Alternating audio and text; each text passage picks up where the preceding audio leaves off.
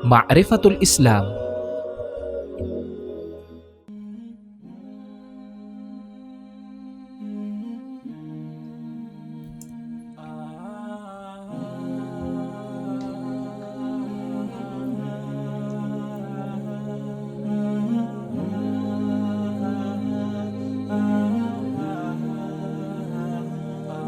Assalamualaikum warahmatullahi wabarakatuh. Pemirsa Ma'rifatul Islam yang berbahagia dimanapun Anda berada, Alhamdulillah dengan izin Allah, pemirsa dapat berjumpa lagi dengan Ma'rifatul Islam yang kembali akan menyajikan kepada para pemirsa informasi tentang hukum-hukum fikih yang ringkas, praktis, yang dapat dipertanggungjawabkan sesuai dengan dalil Al-Quran dan Sunnah Rasulullah Shallallahu Alaihi Wasallam.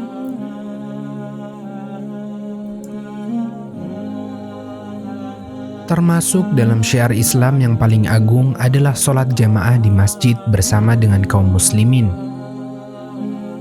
Sholat tersebut merupakan kewajiban bagi laki-laki, baik ketika sedang safar, menjadi musafir, ataukah tidak, baik dalam kondisi aman ataukah dalam kondisi ketakutan, misalnya ketika berperang. Sholat jamaah ini hukumnya fardu ain karena didukung oleh dalil-dalil baik dari Alkitab, As-Sunnah, dan juga praktek kaum muslimin dari masa ke masa. Untuk mewujudkan sholat jamaah itu, masjid-masjid dimakmurkan dan ditunjuklah imam dan muadzin tetap. Juga disyariatkan panggilan adzan dengan suara yang jelas.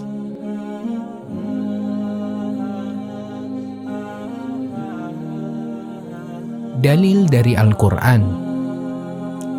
Allah Ta'ala berfirman, memerintahkan nabinya Shallallahu Alaihi Wasallam untuk mendirikan sholat berjamaah dalam kondisi ketakutan karena peperangan. Dan apabila kamu berada di tengah-tengah mereka, sahabatmu, lalu kamu hendak mendirikan sholat bersama-sama mereka, maka hendaklah segolongan dari mereka berdiri sholat besertamu dan menyandang senjata.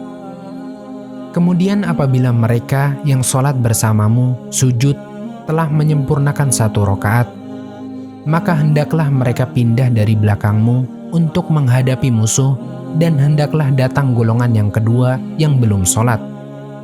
Lalu sholatlah mereka denganmu, dan hendaklah mereka bersiap siaga dan menyandang senjata. Quran Surat An-Nisa ayat 102.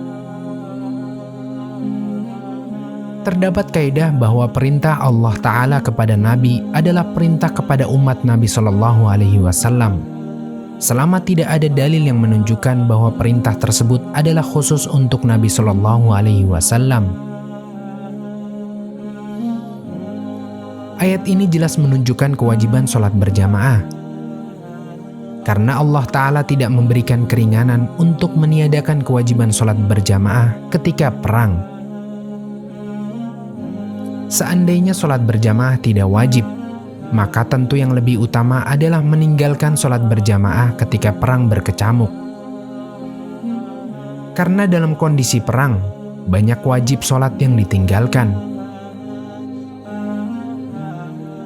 Maka hal ini menunjukkan kewajiban sholat berjamaah itu sangat ditekankan. Dalam sholat khauf, terdapat banyak kelonggaran. Misalnya ada gerakan di luar sholat yang banyak, membawa senjata, sholat sambil mengawasi pergerakan musuh, dan boleh tidak menghadap kiblat. Semua kelonggaran ini diberikan demi tetap dilaksanakannya sholat berjamaah. Ini adalah dalil yang paling tegas dan jelas tentang wajibnya sholat berjamaah.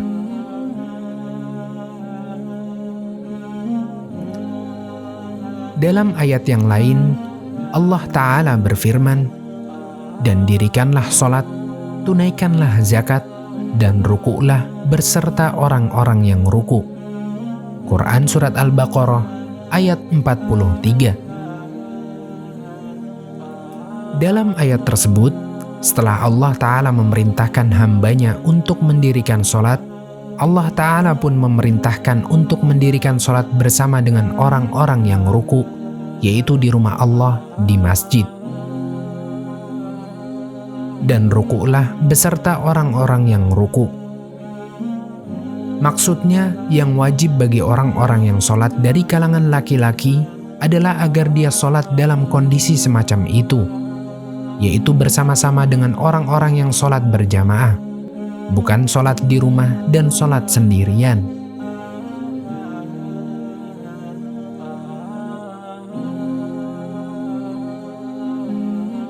Minimal jumlah jamaah dalam sholat berjamaah. Bagaimana minimal jumlah jamaah dalam sholat berjamaah? Minimal jamaah adalah 2 orang, yaitu imam dan makmum, meskipun dengan anak kecil atau dengan wanita yang masih punya hubungan mahram. Hal ini berdasarkan hadis dari Ibnu Abbas radhiyallahu anhuma. Ia mengatakan bahwa ia pernah bermalam di rumah bibinya, Maimunah binti Al-Harith, salah satu istri Nabi SAW. Lantas ketika itu Nabi SAW melakukan sholat malam. Ibnu Abbas berkata, "Aku berdiri dan sholat bersama beliau. Awalnya aku berdiri di sebelah kiri beliau, lalu beliau memegang kepalaku dan menjadikanku berdiri di sebelah kanan beliau." Hadis riwayat Bukhari dan Muslim. Dalam riwayat Muslim disebutkan lafaz, "Aku berdiri di sebelah kiri beliau dan beliau memegang tanganku dan memindahkanku, menjalankanku hingga berada di sebelah kanan beliau."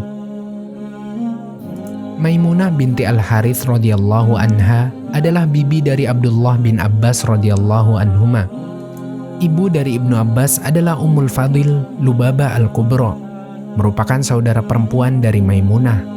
Berarti masih ada hubungan mahram antara Ibnu Abbas dan Maimunah. Dari Malik bin Al-Huwairith radhiyallahu anhu, ia berkata bahwa ada 2 orang mendatangi Nabi SAW. Mereka berdua ingin safar.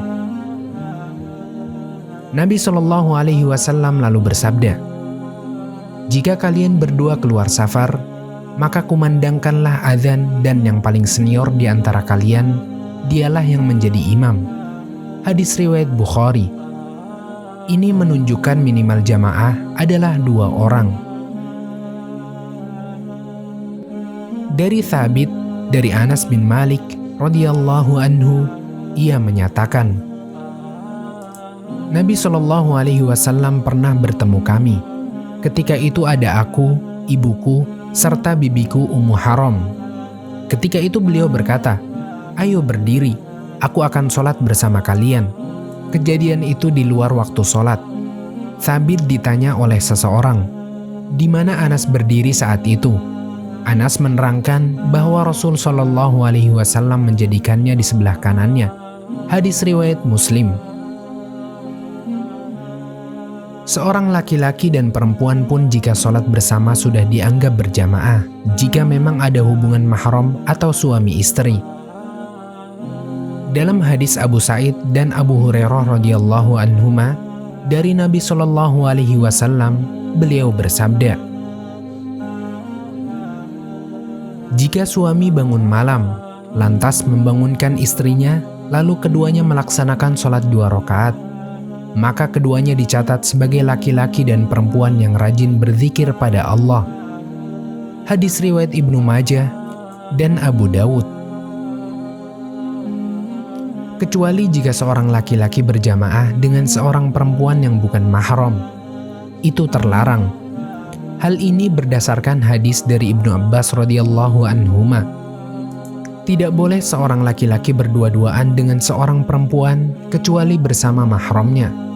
Hadis riwayat Bukhari dan Muslim. Semoga bermanfaat.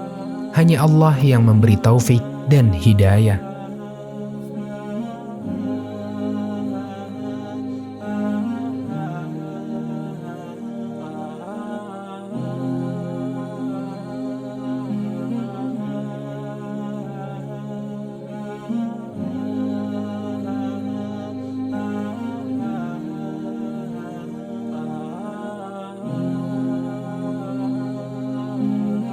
Demikian Ma'rifatul Islam hari ini.